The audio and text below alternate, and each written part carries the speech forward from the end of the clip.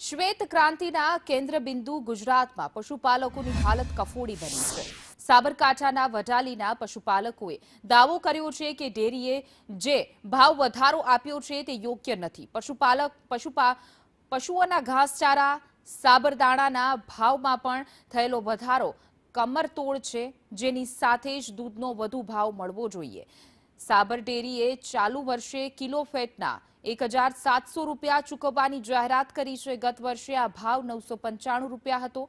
મતલબ કે એક વર્ષમાં માત્ર 12 રૂપિયાનો જ નજીવો વધારો કરાયો છે। પશુપાલકોનું કહેવું છે કે મોંઘવારી સામે આ વધારો ઊંટના મોંમાં જીરા સમાન છે। પશુપાલકોનો આરોપ છે કે સાબર ડેરી દૂધ સિવાયની અન્ય પ્રોડક્ટ્સ વેચીને બજારમાં સારો એવો નફો કમાય છે, છતાં પશુપાલકોને આપવામાં આવતો નફો ઓછો જાહેર કરાયો છે, જેના કારણે પશુપાલનના વ્યવસાય પર નિર્ભર પરિવારોની હાલત અત્યંત કફોડી બની ગઈ છે।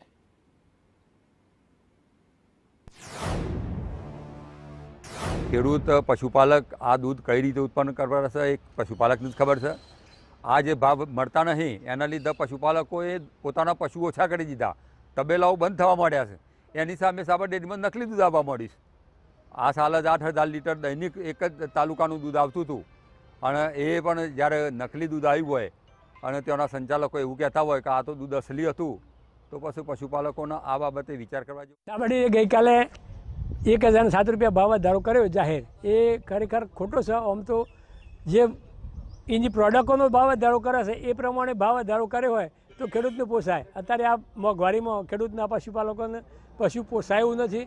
સાબરદોણનો ભાવ, સાબરદોણનું બારદોણ જે 100 રૂપિયાનું આવતું એ પણ બંધ કરીને પ્લાસ્ટિકની થેલી આલવામાં આવે છે। એ 100 રૂપિયાનો ભાવ વધારો સીધો છે, એના પાછળ 100-150 રૂપિયા બીજો વધારો ચાલે છે।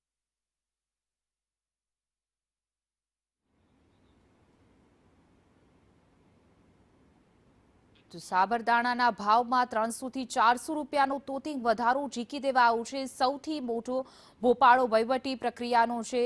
સહકાર વિભાગના નિયમ મુજબ જાહેર હિસાબો માટે સાધારણ સભા યોજવી અનિવાર્ય છે। આ જાહેર સભામાં હિસાબો રજૂ થાય, ચર્ચા થાય અને ત્યારબાદ જ નફાની રકમ જાહેર કરાય।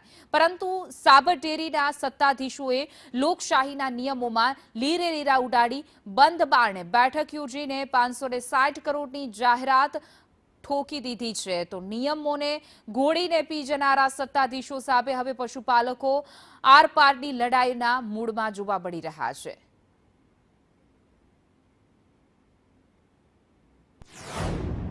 સ્થાનિક મંડળીઓ કહો કે પછી સાબર ડેરી છે કે અન્ય પણ જિલ્લામાં મંડળીઓ છે, તેમાં પોષણ પૂરતો ભાવ મળતો નથી પશુપાલકોને। તેના લીધે રોજગાર પણ ઊભો નથી થતો યુવાનોમાં, અને એક બિઝનેસ કરવાની પણ એક આશા કિરણ જાગતું નથી અંદર। એનું મુખ્ય કારણ એ જ છે કે ધંધો પોસાય એવું છે જ નહીં।